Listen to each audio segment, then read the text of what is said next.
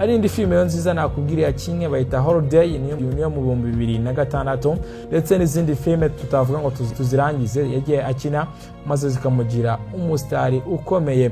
Undi mwacteur ndi bukubwire wa kimwe muri ino filime yacu amwita Helen Mirren uzwi nka Helen Lydia Mirren yavutse tariki 23 Nyakanga mwaka w'1945 avukira hitwa London mu gihugu cy'Ubwongereza. Zimwe muri filime rero yagaragayemo harimo nka filime yitwa The Queen yasohotse muri 2006, yakinnye no mu yindi filime yitwa The Last Station ya muri 2009, akina muri Prime Suspect yasohotse mu 1991 iza gusoza muri 2006 ikaba yari season. Indi filime rero nakubwira yakinyemo yitwa A in the Sky yasohotse muri 2015. Indi filime nayo yagaragayemo bayita Calendar Girl cyangwa se Calendar Girl yasohotse muri 2003. Indi filime ya nyuma nakubwiraho yakinyemo yitwa The Long Good Friday yasohotse mu 1980. Turaza kwimuka rero kuri no mwacteur wacu turakomeza kundi mwacteur wa gatatu naguteguriye bamwita John Finney uzwi nka John Finney n'ubundi mu mazina ye akaba yaravutse tariki 14 Werurwe mwaka w'1983 akavukira Johannesburg mu gihugu cya South Africa.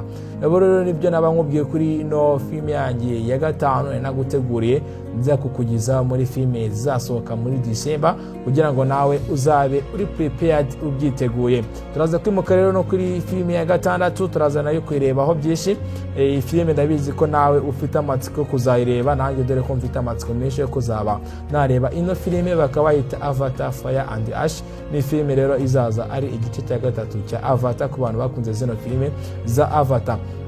Ikaba yarasohowe no bita cyangwa se yarayobowe no bitwa James Cameron akaba ari we nka director wayo. Ikazasohoka tariki 19 Ukuboza 2025. Akaba rero ariyo tariki ino Avatar Fire and Ash izagira hanze. Ushishikariza rero kuzaba uri ready kugira ngo uzayirebe. Ikaba izasohoka rero kuri Netflix niba uyibaza aho wazayikura. Ikaba ije ikurikira Avatar The Way of Water, ikaba ari igice cyari giheruka cya Avatar cyasohowe muri 2017. Turaza kwimuka rero dukomeze ku yindi filime ya karindwi uko nakubwiye ko ari filime nyinshi nza kukubwira aho zasohoka muri December. Ukunda filime kugira ngo nawe uzihere ijisho. Indi filime ikomeye cyane ndabizi ko mwayikunze, ndabizi ko mwishimiye ifitiye amatsiko bayita Anaconda, nayo izaza ari filime isohoka muri kuno kwezi kwa 12 turi kugenda twegereza. Ni ikaba ari filime y'Inyamerika iri mu bwoko bwa action comedy horror. Izasohoka tariki 25 Ukuboza neza kuri Christmas Day. Izaza kuri Netflix nibwo izaba yagiye